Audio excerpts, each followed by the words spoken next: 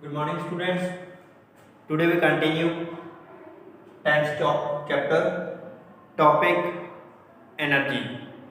In the last class, we had learned about force and work. Today we learn about the energy. What is energy? We perform so many activities that is with the help of energy. किसी भी काम करने की क्षमता को, योग्यता को हम एनर्जी बोलते हैं। The availability to do work is called energy. किसी भी काम को करने की कितनी योग्यता है, हमारे पास क्षमता है, ताकत है, वो क्या है, कहलाती है एनर्जी। एनर्जी की अलग अलग फॉर्म्स हैं, जैसे कि काइनेटिक एनर्जी हो गया, पोटेंशियल एनर्जी हो गया।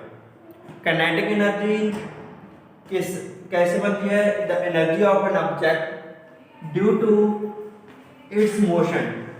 कोई भी ऑब्जेक्ट मोशन में है तो उसके मोशन के कारण जो एनर्जी प्रोड्यूस होगी उसे क्या बोलते हैं? Kinetic energy. नेक्स्ट है पोटेंशियल एनर्जी। पोटेंशियल एनर्जी क्या है? The energy of an object due to its position. किसी भी ऑब्जेक्ट की पोटेंशियल एनर्जी किसके कारण होती है? उसकी पोजीशन के कारण। अगर वो मोशन में नहीं है तो उसकी एनर्जी किस फॉर्म में होगी? पोटेंशियल एनर्जी में। अगर वही वस्तु मोशन में है तो वो एनर्जी किस फॉर्म में कन्वर्ट हो जाएगी? काइनेटिक एनर्जी की फॉर्म में। एनर्जी कभी भी खत्म नहीं होती और ना ही क्रिएट होती है, because it can be converted from one form to another form. ये क्या है? एक फॉर्म से दूसरी फॉर्म में कन्वर्ट होती है, ना तो ये क्रिएट होती है ना ही ये खत्म होती है। और भी हमारे पास बहुत सारी फॉर्म्स हैं एनर्जी की, जैसे कि इलेक्ट्रिकल एनर्जी हो गया, हीट एनर्जी हो गया, साउंड एनर्जी होगी, मैग्नेटिक एनर्जी होगी, केमिकल एनर्जी होगी, न्यूक्लियर एनर्जी होगी और एटॉमिक एनर्जी होगी। Electrical that is due to the electricity. Heat energy, किसी भी हीट के कारण कोई चीज गर्म हो जाती है तो उसमें कौन सी एनर्जी आ जाती है? हीट। साउंड के कारण जो भी वस्तु में एनर्जी आती है वो साउंड एनर्जी हो गया। सेम मैग्नेटिक के कारण प्रोड्यूस हुई एनर्जी, मैग्नेटिक एनर्जी। कोई भी केमिकल यूज किया रिएक्शन की, उसमें जो एनर्जी प्रोड्यूस होती है वो केमिकल हो गई। न्यूक्लियर एनर्जी, जो एनर्जी न्यूक्लियस में होती है, जो एटम के इलेक्ट्रॉन्स और प्रोटॉन्स होते हैं उसको अपने साथ बांध कर रखती है, उसे बोलते हैं nuclear energy.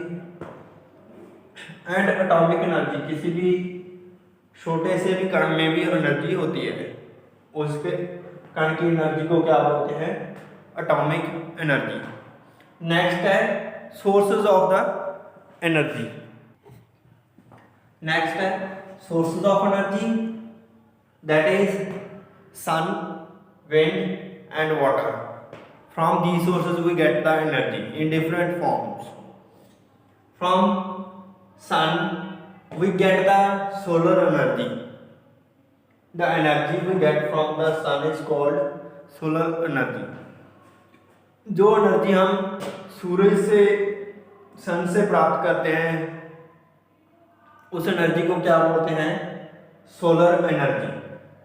And we produce the electricity with the help of solar energy, like solar panels and solar system. Okay, then next is wind.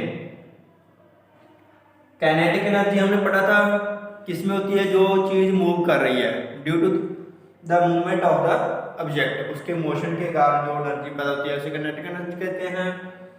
And the kinetic energy of the wind used to turn windmill. जो kinetic energy होती है wind की, वो क्या होती है? Turn windmills. Windmill को वो चलाती हैं, टर्न करती हैं। And that produce wind energy. उससे क्या, कौन सी एनर्जी मिलती है हमें?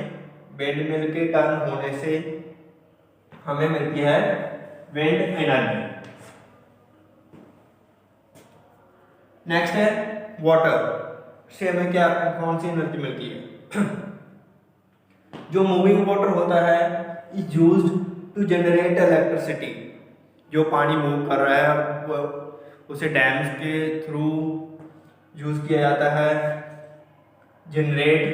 टू जनरेट इलेक्ट्रिसिटी, बिजली बनाने के लिए, इलेक्ट्रिसिटी बनाने के लिए।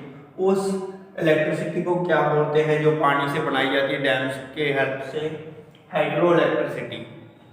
सो these are the sources of energy and about the energy. Why doing this? Your chapter is complete now. So revise it properly. Thank you.